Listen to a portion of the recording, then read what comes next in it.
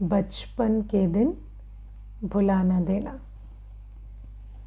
बचपन में ऐसा क्या होता है जो बहुत ख़ास होता है? तो जब सोचते हैं तो पहला शब्द जो बुद्धि में आता है वो है इनोसेंस, है ना। बचपन में बहुत इनोसेंस होती है, सिंप्लिसिटी होती है। तो आज हम सबसे पहले बचपन के इस गुण के बारे में बात करेंगे कि इनोसेंस। अब आप देखो, एक बार हम इनोसेंस पर क्लास करा रहे थे, तो फिर बात ये आई कि इस दुनिया में क्या है आजकल, इनोसेंस अगर आत्मा जो है, अगर उसको दुनिया की समझ नहीं है तो फिर वो कैसे चलेगी? क्योंकि कई बार दुनिया में जो आत्माएं हैं वो कई प्रकार के इरादों के साथ, कई प्रकार के ऑब्जेक्टिव के साथ आते हैं सम्मुख, है ना। तो एक किसी ने मुझे कहा कि मैं ऐसा नहीं समझती कि हमें इनोसेंट होना चाहिए। तो आज हम सबसे पहले इस इनोसेंस की सब्जेक्ट को लेंगे कि इनोसेंट होना है, किससे होना है, और इनोसेंस अच्छी चीज़ है या नहीं है, उसको हम पहले समझेंगे। तो बाबा कहते हैं विकारों से इनोसेंट बनो, है ना। विकारों से इनोसेंट बनो। आत्मा विकारों से, जैसे विकारों का ज्ञान भूल जाए, है ना। अब आप देखो कि कई प्रकार का, जैसे देह अभिमान का ज्ञान है, तो देह अभिमान के ज्ञान के कारण हम स्वयं भी देह अभिमान में आते हैं और दूसरे के देह अभिमान को भी परखते हैं, है ना। हमें क्योंकि अपने अंदर देह अभिमान है तभी तो पता चलता है ना कि दूसरे के अंदर भी देह अभिमान है। राइट कह रही हूँ ना। अगर आपके अंदर देह अभिमान नहीं है तो आपको पता चलेगा क्या दूसरे के अंदर देह अभिमान है? कभी पता नहीं चलेगा। ईगो, दूसरे की ईगो कैसे पहचानते हैं? क्योंकि अपने अंदर भी वो ईगो है। जैसे मान लो किसी ने कोई शब्द बोला, तो आपको, जैसे शट अप बोला, आपको कैसे पता चलता है कि शट अप नहीं बोलना चाहिए? क्योंकि आप शट अप तब बोलते हो जब आपको किसी को नीचा दिखाना होता है। इसीलिए वो ज्ञान है कि ये जो शब्द है ये नीचा दिखाया इसने, कि जिसने भी मुझे बोला तो इसने मुझे नीचा दिखाया। क्यों? क्योंकि हम किसी को नीचा दिखाने के लिए वो शब्द बोलते हैं, तभी हमें दूसरे का भी मालूम पड़ता है। अब एक छोटी सी बात विचार करो। मानो आपको देह अभिमान का बहुत ज्ञान है, आपको हर बात पता है, कौन कैसे बैठता है, कैसे उठता है, क्या बोलता है, या आप बैठे हैं वो उठ गए तो ये भी जैसे आपकी इंसल्ट हुई। तो कई प्रकार की बातें दुनिया में मनुष्य समझता है कि ये रिस्पेक्टफुल बिहेवियर है, ये मुझे इंसल्ट करने की बात हुई। तो इस प्रकार का जो बुद्धि में विस्तार रहता है, देह अभिमान की कई बातें बुद्धि में रहती हैं, तो क्या हमारे इतनी बातें समझने से सामने वाला हमारे से जैसा हम चाहते हैं वैसा व्यवहार करने लगता है? हाँ, आप अगर समझते हैं कि इन बातों में सामने वाले ने इंसल्ट की, तो क्या आपकी समझ के कारण, कि आपको पता लग जाएगा इसलिए वो आपके साथ वो बातें नहीं करते? वो तो फिर भी वही करेंगे, है ना। जिसको जो करना है करेंगे। और हम भी अगर उनके साथ, हमारा कर्म बंधन ऐसा है कि हम उनके साथ फिर भी उस संबंध संपर्क में आना ही पड़ेगा, तो वो जो हमारा ज्ञान है वो सिर्फ हमें दुख देगा, है ना। वो सिर्फ हमें दुख देता है। तो इसीलिए देह अभिमान का ज्ञान होने से सिर्फ देह अभिमान का दुख बढ़ता है। देह अभिमान के ज्ञान का विस्तार होने से देह अभिमान नहीं हर्ट हो, ऐसा नहीं होता। सिर्फ दुख होता है। मैं आपको एक बहुत छोटा सा एग्जाम्पल देती हूँ। देखो, जब ग्रेजुएशन होती है, पोस्ट ग्रेजुएशन होती है, फिर नौकरी लगती है, तो जैसे पहली नौकरी लगती है ना, तो मेरी एक फ्रेंड थी, तो उसकी नौकरी लगी तो बहुत खुश थी, है ना। उसने इंजीनियरिंग की थी और उसकी नौकरी लगी तो बहुत खुश थी। मुझे बोली तुझे मिठाई खिलाऊंगी, तुझे केक कटाऊंगी, मैं बहुत खुश हूँ, ये है वो है। उसके बाद कुछ दिनों के बाद मैंने उसको फ़ोन किया, कैसी चल रही जॉब? कहते हाँ ठीक है, इतनी खुश भी नहीं हूँ मैं। तो मैंने कहा क्यों, क्या हो गया? अभी पिछले बार तो बहुत खुश थी तू, अभी क्या हो गया?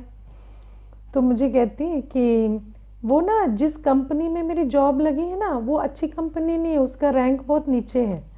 वो मुझे बाद में पता चला। तो मुझे इतना पता नहीं था कि ये कंपनी टॉप में नहीं आती है।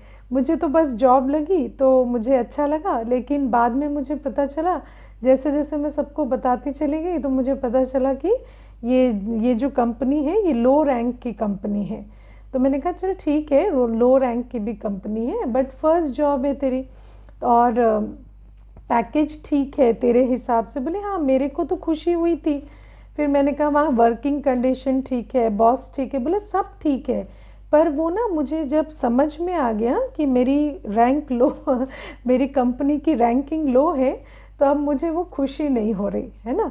तो अब आप देखो कि देह अभिमान की दुनिया में ये जो ऊंचे नीचे का भान है, ये कितना खुशी खो देता है।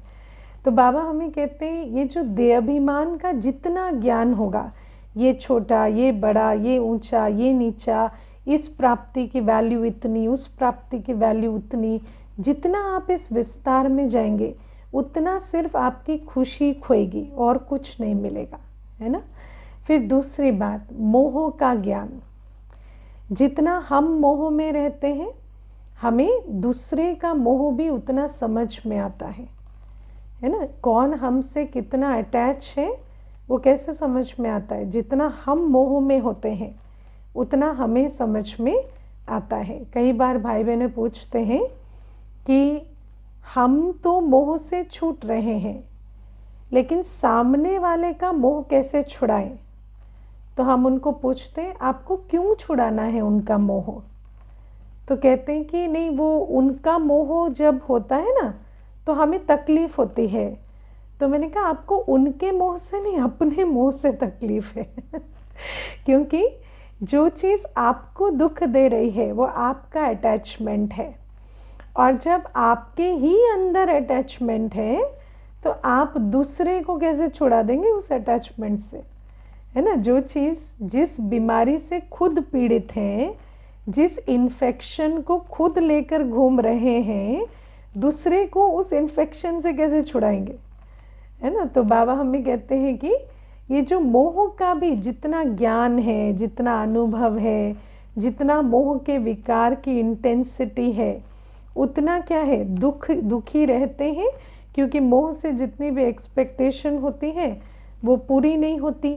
फिर अपनी अपूर्ण इच्छाओं से तो दुखी है ही, फिर इस बात से भी दुखी होते हैं कि दूसरे हमसे दुखी हैं, है ना। तो बाबा कहते हैं ये सारा भी जो मोह का भी ज्ञान है, या मोह की भी जो समझ है या अनुभव है, वो भी सिर्फ हमें दुख देता है। फिर बाबा कहते हैं लोभ, है ना। जितना लोभ का संस्कार होगा तो वो लोभ जो है, कोई लोभ रखने से तो पूरा नहीं हो जाएगा। जिसकी इच्छाएं ज़्यादा, उतनी इच्छाएं पूरी हो जाती तो फिर प्रॉब्लम क्या थी, है ना।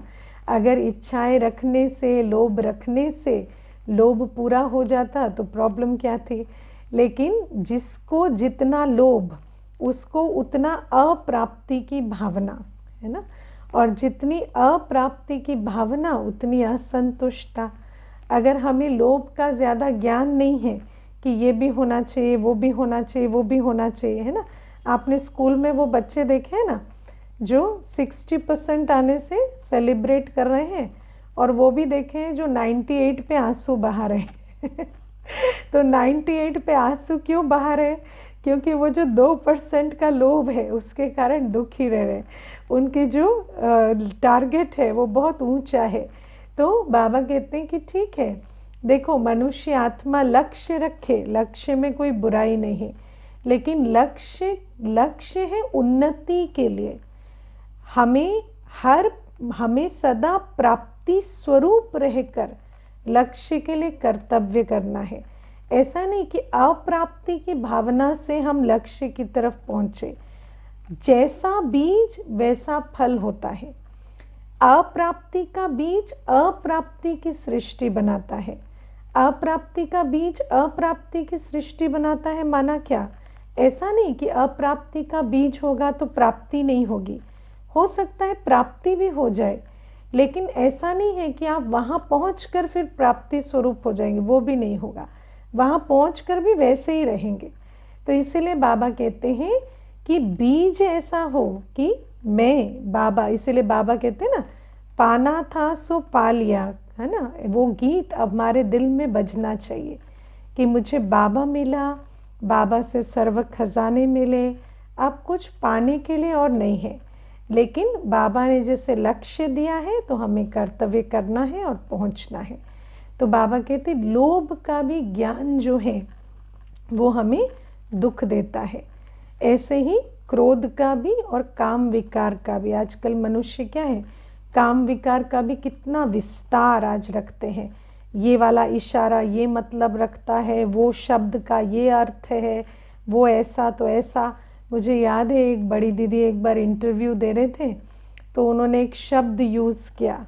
तो उस जो उनका इंटरव्यू ले रहे थे, तो वो कहते हैं दीदी इस शब्द का अर्थ जो है वो दुनिया के हिसाब से थोड़ा है ना गंदा है। तो दीदी कहते पर मुझे तो नहीं पता उसका अर्थ, क्योंकि हमें तो ये वाला ज्ञान नहीं कि किस शब्द का क्या अर्थ है। तो जितना भी जो हम कहना चाह रहे हैं वो आप कन्वे कर दो, है ना। और जो भी बात है ठीक है, क्योंकि आजकल दुनिया में क्या है, कई शब्दों का कई चीज़ों का अर्थ जो है वो कामी दृष्टि से 50 तरीके का निकाल दिया जाता है। लेकिन उससे हमारा क्या, जितना अविद्या हो उतना अच्छा। नहीं तो हर बात में कुछ न कुछ पढ़ते रहेंगे, सुनते रहेंगे, है ना, जो इशारे समझते रहेंगे और अंदर ही अंदर विकारों की, है ना, इसमें बहते रहेंगे। तो बाबा कहते इसीलिए ये जो विकारों का ज्ञान है, इससे जितनी अविद्या हो उतना अच्छा। अब मनुष्य कई बार कहता है कि ये जो विकारों का ज्ञान ना हो तो सामने वाले से हमें कोई नुकसान ना हो जाए। लेकिन हम जब बचपन कहते हैं तो बचपन माना ईश्वरीय बचपन, और बचपन की निशानी क्या होती है, प्योरिटी, है ना। तो बाबा कहते हैं बचपन में प्योरिटी भी हो, और बचपन की एक निशानी होती है कि बच्चा छोटा भी होता है ना तो उसमें माता पिता की झलक होती है ना। माता पिता जैसे उठता है, बैठता है, खाता है, चलता है, तो वो जो माता पिता की झलक भी हो। तो बाबा कहते हैं तुम्हें विकारों से दूर रहने के लिए या विकारी दुनिया में चलने के लिए विकारों का ज्ञान नहीं चाहिए, तुम्हें मर्यादा चाहिए। इस बात को अच्छे से आज समझना। विकारों का ज़्यादा ज्ञान होने से हम किसी के विकारों को रोक नहीं सकेंगे या उस पर हम उनका सामना नहीं कर सकेंगे, क्योंकि आग को बुझा नहीं सकती, पानी आग को बुझाता है। तो इसीलिए विकारी दुनिया में सेफ्टी के लिए हमें विकारों का ज्ञान नहीं चाहिए। देहाभिमान की सेक से बचने के लिए देहाभिमान का ज्ञान नहीं चाहिए। मोह की सेक से बचने के लिए हमें मोह का ज्ञान नहीं चाहिए। लोभ की आंच से बचने के लिए लोभ का ज्ञान नहीं चाहिए। उसके लिए तो हमें चाहिए शांति, पवित्रता। किसी के क्रोध को समझने से ज़्यादा क्रोध आएगा। किसी के क्रोध के कई बार ऐसा होता है ना, व्यक्ति कहेगा ये जब गुस्सा होता है ना तो ऐसे सांस लेते हैं, तो ये ऐसे ज़ोर से जो सांस लिए ना उसका मतलब है गुस्सा हो रहे हैं। अरे वो तो सांस ले रहे हैं, तुम उसमें क्यों गुस्सा हो रहे हो? क्योंकि तुम उसकी सांस में गुस्से को पढ़ रहे हो तो तुम्हें गुस्सा आ रहा है। तो बाबा कहते हैं ये जितना दूसरे के क्रोध का ज्ञान रखेंगे उतना हमें क्रोध की सेक होगी। ऐसा नहीं कि हमारा बचाव हो जाएगा किसी के क्रोध से। तो बाबा कहते विकारों की आग में जलती दुनिया में विकारों के ज्ञान से हम विकारों की आंच से नहीं बच सकते। उसके लिए तो हमें विकारों का ऑपोजिट चाहिए, प्योरिटी चाहिए, शांति चाहिए, सुख का अनुभव चाहिए, आनंद की शक्ति चाहिए। बाबा कहते वो तो तुम्हें दुनिया में, अगर तुम्हें पुरानी दुनिया में, विकारी दुनिया में चलना है तो ये चाहिए। लेकिन साथ साथ में हमें क्या चाहिए? मर्यादा। जैसा बाप वैसे बच्चे। बाबा ने हमें श्रीमत का कोड दिया है ना, सीता के लिए लकीर खींची है ना। रावण से सुरक्षा के लिए, बाबा कहते हैं रावण से सुरक्षा के लिए हमें रावण जैसा बनने की ज़रूरत नहीं है, हमें एक मर्यादा की लकीर चाहिए। उस मर्यादा की लकीर के अंदर अगर हम रहेंगे तो हम सेफ रहेंगे। हमारी जो मर्यादा है ना, वो बहुत पर्सनल चीज़ होती है। मर्यादा माना मुझे मेरी दृष्टि कैसी हो, मेरी दृष्टि कैसी हो ये इस पे बिल्कुल डिपेंड नहीं करता है कि सामने वाले की दृष्टि मेरे प्रति कैसी है, क्योंकि मुझे मेरी दृष्टि को पर्सन बाय पर्सन बदलना नहीं है। मुझे एक को रूहानी दृष्टि, दूसरे को दे अभिमानी दृष्टि से देखना ही नहीं है, मुझे तो देखना ही आत्म अभिमानी दृष्टि से है। तो बाबा कहते तुम्हारी दृष्टि की मर्यादा होनी चाहिए, तुम्हारी स्मृति की मर्यादा होनी चाहिए। तुम्हारी स्मृति की मर्यादा क्या है कि हर आत्मा ओरिजिनली पवित्र है और अभी सब में 5 विकार हैं। तो इससे क्या होता कि हर आत्मा में आपको फेथ भी है, लेकिन हर आत्मा से आप सतर्क भी हैं, है ना। जैसे बाबा हमें कहते कि 95% रूल, 95% तो हर आत्मा ठीक ही रहती है, लेकिन 5% की मार्जिन सबके अंदर है। तो इसीलिए हर किसी के प्रति स्मृति ये रखनी है कि हैं तो पवित्र, शुभ भावना के पात्र हैं, स्नेह के पात्र हैं, लेकिन फिर विकार सब में है। तो कहीं ना कहीं, कभी ना कभी कोई भी आत्मा है ना, कुछ भी अचानक कर सकती है, लेकिन उसमें हमारा क्या जाता है, हमें उसमें कोई डिस्टर्ब नहीं होना, कुछ नहीं करना, क्योंकि हम नॉलेजफुल हैं। कलयुग अंत में इसी प्रकार से चलता है ना। हमारी वाणी की मर्यादा क्या है? हमारी वाणी की मर्यादा है हमारा हर बोल युक्ति युक्त मर्यादा संपन्न होता है, कम, धीरे, मीठा और युक्ति युक्त। हम ना ज़्यादा किसी से बोलते हैं ना कम किसी से बोलते हैं।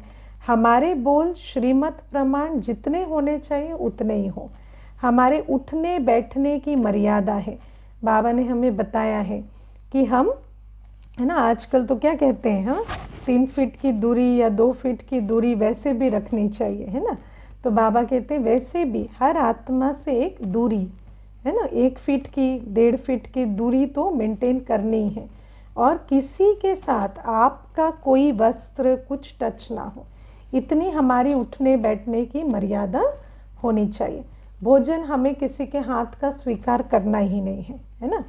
तो बाबा हमें कहते हैं या किसी के भी व्यवहार को हमें पर्सनली नहीं लेना। जब भी कोई आत्मा कोई भी बोल बोलती है, कर्म करती है, हमें समझना ये उनका ओपिनियन है। उसमें से जो बात मेरे काम की है मैं वो ले लूँ, जो बात मेरे काम की नहीं है मुझे उसमें क्या क्यों नहीं करना, क्योंकि हर आत्मा अपने संस्कारों के लिए एंटाइटल्ड है। वो जैसा चाहे रहे करे, हमें उससे कोई मतलब नहीं है। तो बाबा कहते हैं इस प्रकार से हमें चलना है। शुभ भावना, रूहानी दृष्टि, वृत्ति हम सबके लिए रखें। तो बाबा कहते हैं अगर हम ये सारी चीज़ों का ध्यान रखें, क्लोज संबंध संपर्क में भी, है ना, हमें शरीर की मर्यादा, मनसा की मर्यादा, है ना, कर्मणा की मर्यादा, लेन देन की मर्यादा, हम पतितों के साथ धन की लेन देन, अन्न की लेन देन नहीं करते। हम पतितों के साथ सेवार्थ समय देते हैं तो ठीक, वैसे हम कभी पतितों को अपना समय नहीं देते। तो बाबा कहते ये सारी चीज़ें जितना हम अपने जीवन में मर्यादा के हिसाब से धारण करेंगे, क्योंकि बाबा कहते बचपन माना बाप की उंगली पकड़कर चलना। और विकारों से इनोसेंट रहना, परमात्मा शक्तियों से कार्य करना। इसीलिए दुनिया में चलने के लिए हमें विकारों से इनोसेंट होने में कोई तकलीफ नहीं होती। कई बार ये जो एक मान्यता है ना कि विकारों का ज्ञान ना हो तो विकारी दुनिया में कैसे चले, नहीं। आग का ज्ञान होने से आग नहीं बुझेगी, पानी होने से आग बुझेगी। तो हमारे अंदर अगर गुण होंगे और मर्यादा होगी तो हम अपना बचाव भी कर सकेंगे और इस पुरानी दुनिया को पावन भी बना सकेंगे। तो पहली चीज़ है, पहली निशानी बचपन की, ये जो आज मेरी बुद्धि में आ रहा है, क्योंकि कई बार क्या होता है कोई बात कभी टच करती है, कोई बात कभी करती है। तो आज जो बातें मुझे बचपन के विषय में टच हो रही है वो मैं आपको सुना देती हूँ। तो पहली निशानी बचपन की ये। दूसरी निशानी बचपन की क्या होती है कि माता पिता के साथ बचपन में बहुत घनिष्ठ संबंध होता है ना। माता पिता के साथ बहुत घनिष्ठ संबंध होता है। आपने देखा है ना, छोटा बच्चा होता है ना, स्कूल से आता है ना, तो जब से वो बस में बैठा और जब तक वो बस से उतरा, स्कूल बस से, वो सारी कथा जब तक पीछे घूम घूम के सुना ना दे, है ना, उसको आराम नहीं आता। कभी कभी तो गला रुद्ध हो रहा होता है, पानी पी पी के सारी कथा सुनाता है ना। माता पिता कहते भी अभी आराम कर लो, बाद में बता देना, लेकिन उसको सारी बात बताए बिना चैन नहीं आता। तो बाबा कहते हैं बचपन की एक निशानी ये भी होती है कि कोई भी बात छुपाते नहीं हैं। बताने में ही क्या समझते हैं, बताने में ही मेरे ख्याल से समझते भी नहीं है। बताना एक नेचुरल नेचर होती है, लेकिन ये जो सब कुछ बताना, ये कब तक करते हैं, जब तक पवित्र रहते हैं। जैसे ही विकार आने लगते हैं तो छुपाना शुरू हो जाता है।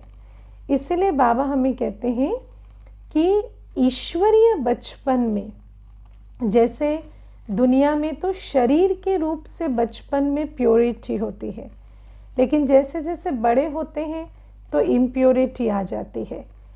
लेकिन बाबा कहते हैं ईश्वरीय बचपन में तो प्योरिटी आदि मध्य अंत होनी चाहिए, है ना। ईश्वरीय जन्म में प्योरिटी आदि मध्य अंत होनी चाहिए।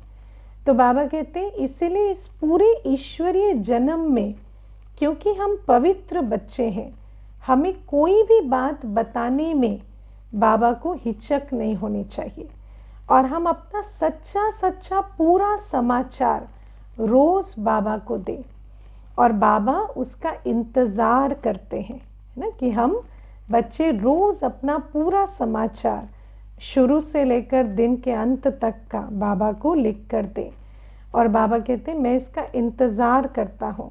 जब वो समाचार नहीं आता तो क्या सोचता हूँ, हाँ बच्चा बीमार तो नहीं हो गया, माया ने मार तो नहीं डाला, या विकारों में ढकेल तो नहीं दिया कि आज मेरा बच्चा मुझसे बोल क्यों नहीं रहा। आपने देखा है ना, बच्चे जो होते हैं लौकिक माता पिता को भी यदि कभी चुप चुप रहे ना तो माता पिता को लगता है आज इसको क्या हो गया, ये कुछ बता नहीं रहा, तो कुछ न कुछ बात ऐसी है जो छुपा रहे हैं। तो बाबा भी कहते हैं मुझे भी ऐसे संकल्प आने लगते हैं। इसीलिए हमें पवित्र जीवन में रहना है, और पवित्र जीवन की निशानी है सच्चाई। पवित्रता जहाँ है वहाँ सच्चाई होती है, वहाँ सारा समाचार बाबा को देने की ये विधि अपनानी है। चार्ट जो भी नहीं लिखते हैं उनको लिखना है। बहुत बाबा आज उलहना दे रहे हैं इस बात का कि बच्चे समाचार तक नहीं देते, है ना, और समाचार नहीं देते तो बाबा को संकल्प चलता है। तो ये दूसरी निशानी है बचपन की। तीसरी निशानी है बच्चा अपना दिमाग नहीं लगाता। बच्चा माता पिता क्या हाथ पकड़कर चलता है, और जो माता पिता कहते हैं उसको करता है। उसको पता है मेरी सेफ्टी, मेरी जीवन की जिम्मेवारी इनकी है ना। उसको मालूम है कि देखो मुझे याद है एक बार कोई एक इंसिडेंट हुआ, तो ऐसी एक परिस्थिति थी जहाँ पर बहुत रश था, सीट नहीं थी, कुछ नहीं था। तो लौकिक पिताजी ने कहा कि यहाँ सो जाओ, अभी रात हो गई है तो यहाँ सो जाओ।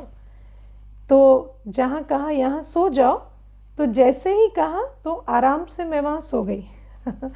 ऐसे नहीं लगा कि ये जगह कैसी है, क्या है या क्या होगा। आज सोचती हूँ कि है ना, छोटे होते हैं तो क्या होता है, जहाँ माता पिता ने कहा ये जगह सेफ है, ऐसे रहो, तो हमें पता है हमारी सेफ्टी, हमारा सब कुछ उनकी जिम्मेवारी है। हमारा काम बस इतना है कि वो जैसा कहें वैसा कर लें। तो बाबा कहते हैं इतना हमें बाबा की श्रीमत पर निश्चय होना चाहिए कि मुझे बाबा की श्रीमत अनुसार हर काम करना है और बाबा जिम्मेवार है ना।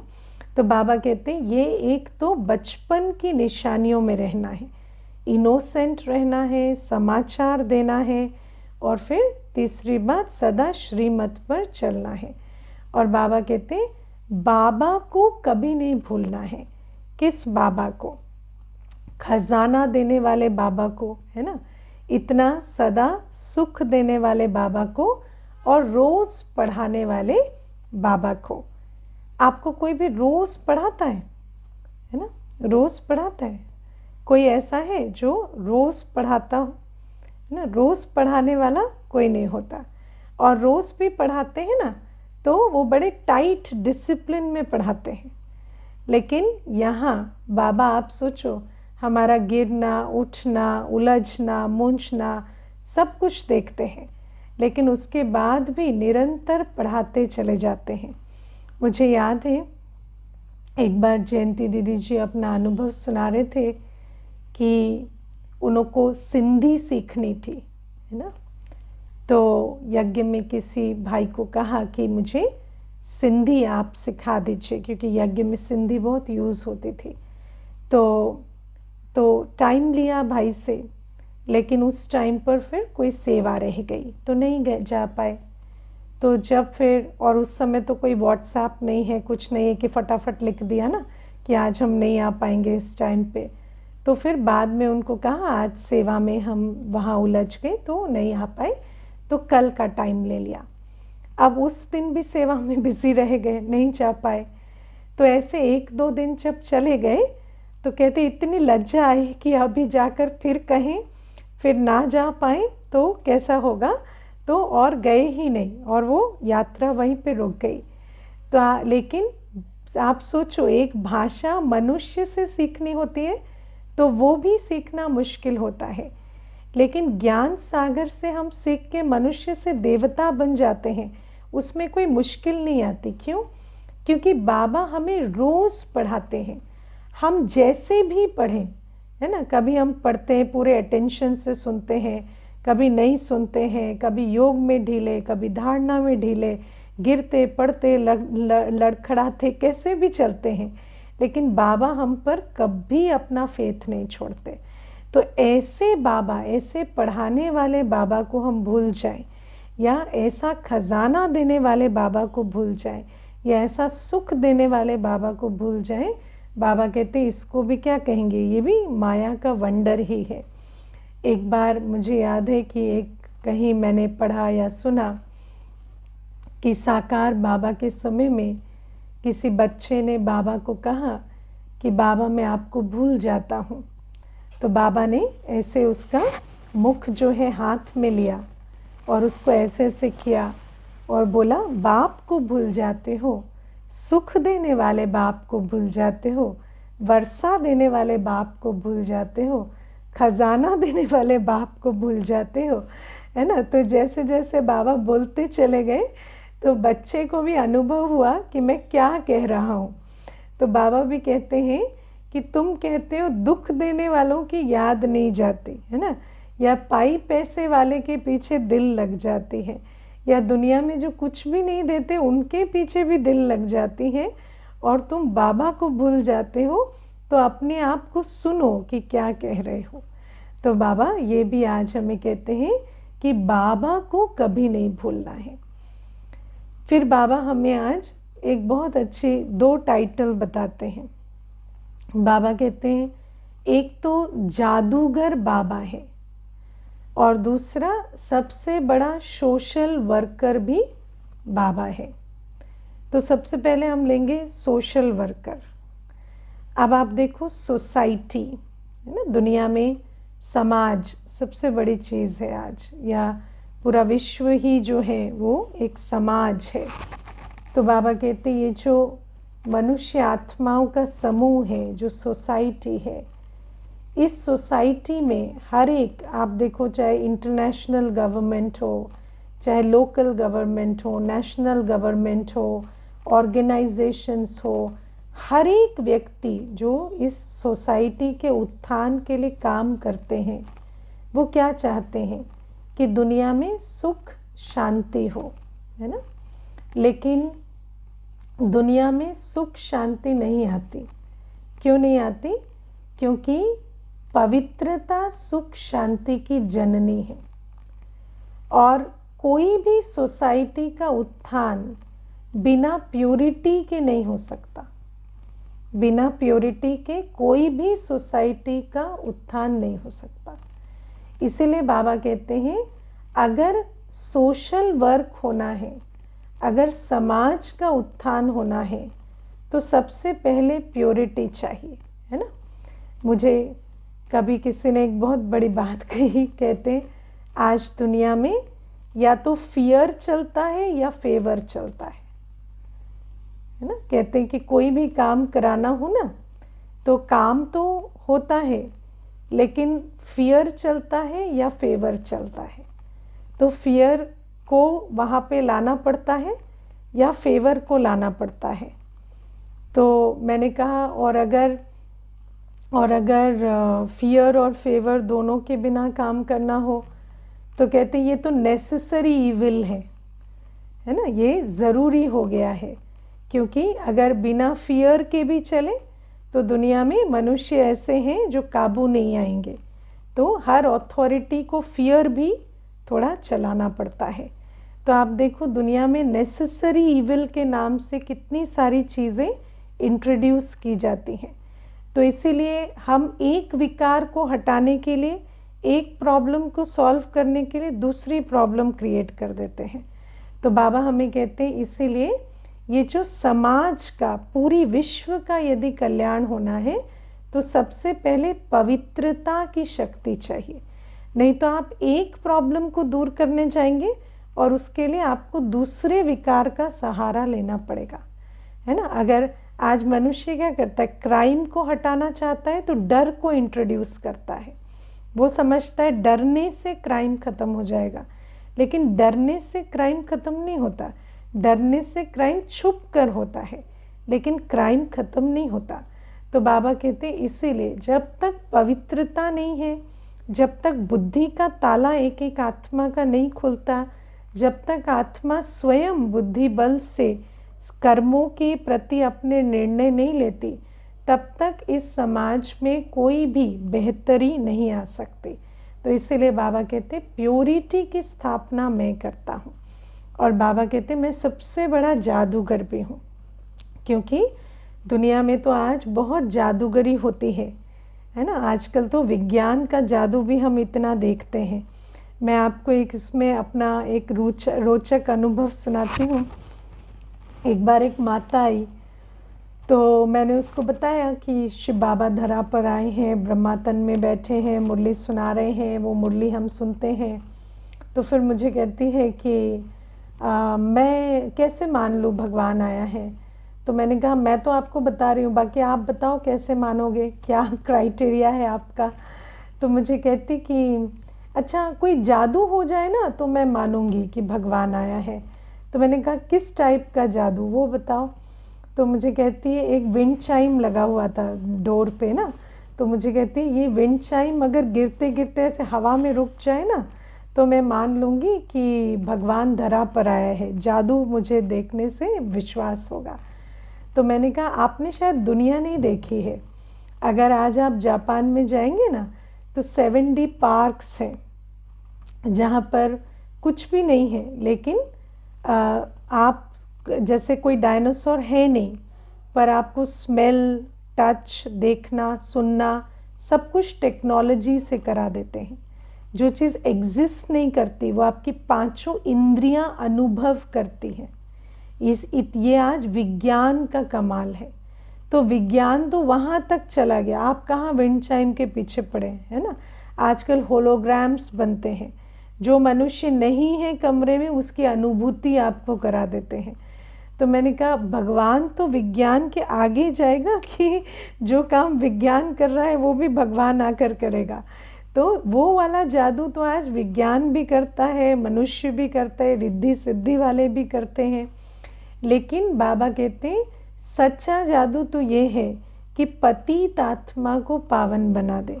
आज कोई भी ऐसा नहीं जो इस पतित आत्माओं को पावन बनाकर दुखों को सुख में बदलकर इस दुनिया को कांटों के जंगल से फूलों का बगीचा बना दे।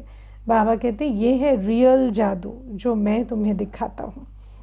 और प्यारे बाबा हम बच्चों को आज सतयुग और कलयुग में महान अंतर समझाते हैं और बहुत अच्छा एग्जाम्पल देते हैं कि जैसे आज भील रोटला खाते हैं, साहूकार माल खाते हैं, लेकिन दोनों दुखी हैं, दोनों इक्वली दुखी हैं, लेकिन मर्तबे का फ़र्क है।